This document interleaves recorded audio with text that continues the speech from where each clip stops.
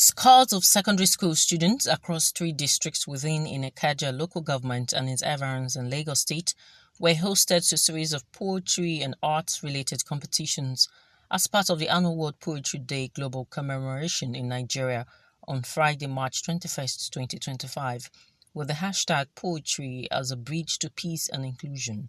The event was organized by non-profit organizations, including Denny Social Welfare Hub and Raising Champions Children in collaboration with the Ikeja local government authorities to champion poetry and arts education among secondary school students, namely Okeira Junior Grammar School Ikeja Senior High School, Onilekere Junior High School, and Tumiolugunwa International School, amongst others. Mrs. Abosede Mary Otukpe, Executive Director of Denny Social Welfare Hub, emphasized the event's purpose. Okay, today is World Poetry Day.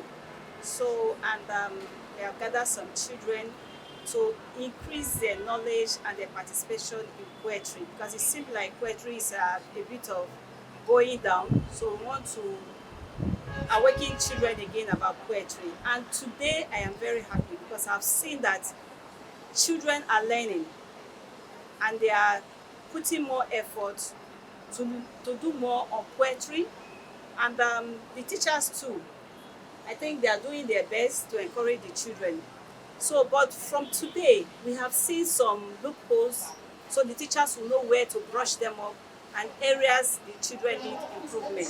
She called for increased participation from schools in the future, underlining the need to awaken students' interest in poetry. Mrs. Adiola Ibigbami, Director of Raising Champions Children and co-convener of the event, highlighted the collaborative efforts that made the program possible.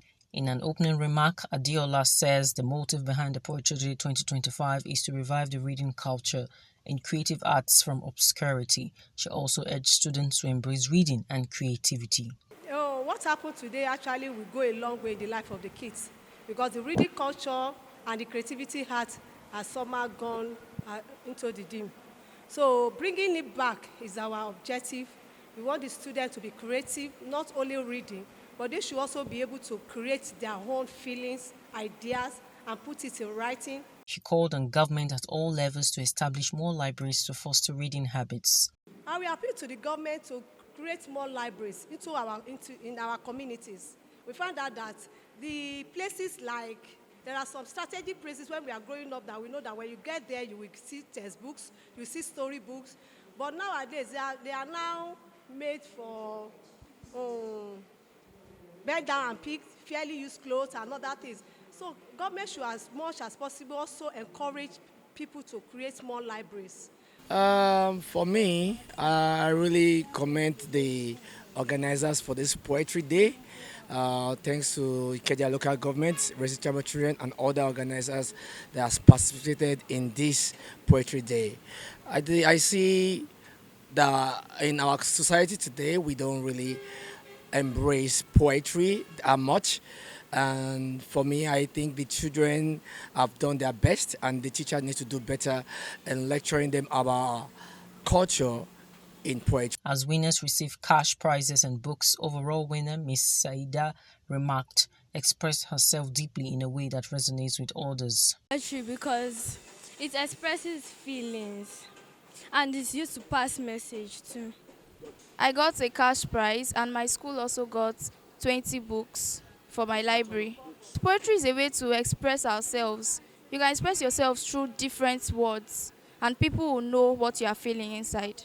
A traditional ruler, Prince Adekunle Isiapina, the regent to the stool of Olu of Ikeja, inspired students to strive for greatness, asserting that education unlocks unlimited opportunities. I must commend the organizers of this event for bringing out the best in the pupils in the area of poetry. I said it the other time when I was making my speech there that I didn't have this kind of opportunity during my own days. These kids are exposed to crowd, and by doing this kind of program, I think it will widen their brain in respect of poetry. He urged the government to make literature a compulsory subject in schools to nurture reading habits.